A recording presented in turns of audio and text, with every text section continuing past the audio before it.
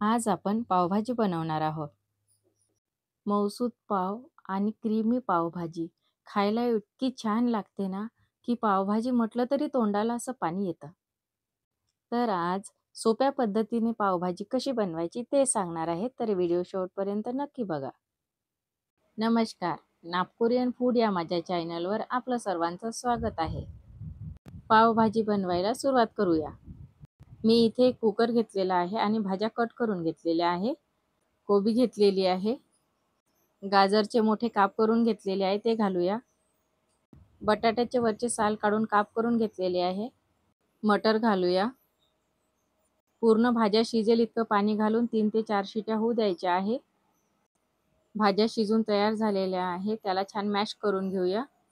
भाज्यांमध्ये जर जास्त पाणी झालं असेल तर ते व्यवस्थित मॅश होत नाही. एक्स्ट्रा झालेलं पाणी ते काढून ठेवायचं आणि भाज्या मॅश झाल्यानंतर त्यामध्ये घालायचं. फोडणीची सुरुवात करूया. मी इथे तेल गरम करायला ठेवलेलं आहे. तेलाबरोबरच थोडंसं बटर पण तुम्ही घेऊ शकता. अगदी बारीक असा कांदा आणि मिरची मी कापून घेतलेले आहे. तसंच शिमला मिर्च पण मी बारीक कापून घेतलेली आहे ते घालूया. शिमला मिर्च जर जाड कापली तर ती व्यवस्थित मॅश होत नाही. मग पावभाजीला पाहिजे तशी चव येत नाही. मीडियम फ्लेमवर 4 ते 5 मिनिटं शिमला मिर्च आणि कांदा शिजू द्यायचा आहे. आता आपण यामध्ये आलं लसूण पेस्ट घालूया. आलं लसूण पेस्ट ही ताजी पाहिजे, त्यामुळे पावभाजीला चव खूप छान येते. साधारणतः याला 2 मिनिटापर्यंत परतून घ्यायचं आहे. व्हिडिओमध्ये जसं दाखवलेलं आहे तसाच कलर येऊ द्यायचा आहे. नंतर त्यामध्ये काही मसाले घालूया.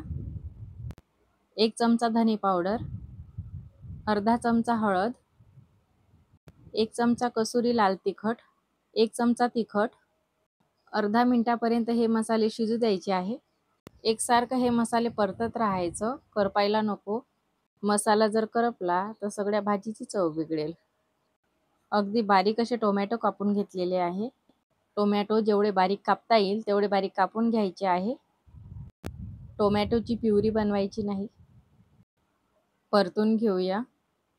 आता यामध्ये चवीनुसार मीठ घालायचं आहे. मी इथे एव्हरेस्टचा पावभाजी मसाला घालत आहे, तो घालूया. सर्व मसाले मिक्स करून घ्यायचे आहे. जर तुम्हाला वाटत असेल की मसाला कोरडा झालेला आहे तर थोडं पाणी घालू शकता. मी इथे थोडं पाणी घालत आहे. टोमॅटो सॉफ्ट होईपर्यंत शिजू द्यायचा आहे. सर्व मसाला शिजलेला आहे. आता जे मी सांगणार आहे ते अगदी महत्त्वाची स्टेप आहे. अशा प्रकारे सर्व मसाला मॅश करून घ्यायचा आहे. याने काय होईल, जो आपण कांदा, शिमला मिर्च आणि टोमॅटो यामध्ये घातलेला आहे ते मॅश होईल आणि पावभाजी खायच्या वेळेस ते असं मध्ये चावणार नाही. सगळा मसाला मॅश करून झालेला आहे. आपण ज्या भाज्या शिजवून मॅश करून घेतलेल्या आहे त्या घालूया. भाज्या घातल्यानंतर त्याही अशा प्रकारे मॅश करून घ्यायच्या आहे. या स्टेजवर गॅसचा फ्लेम हा लो ठेवायचा आहे. तुम्ही बघू शकता इथे कोणत्याच भाज्या अशा दिसत नाही, सर्व मॅश झालेल्या आहे. आता ही भाजी खूप घट्टसर आहे, आपल्याला एवढी घट्ट नको. थंड झाल्यावर ही भाजी पुन्हा घट्ट येईल, म्हणून त्यामध्ये पाणी घालूया. तुम्हाला जेवढे पातळ ही भाजी करायची आहे तेवढं पाणी घाला. गरम असताना ही भाजी पातळ वाटते. जशी ही भाजी थंड होते तसतसा याला घट्टसरपणा येतो, म्हणून थोडी पातळच ठेवायची. भाजीला उकड आली की त्यामध्ये 1 चमचा पावभाजी मसाला घालायचा आहे.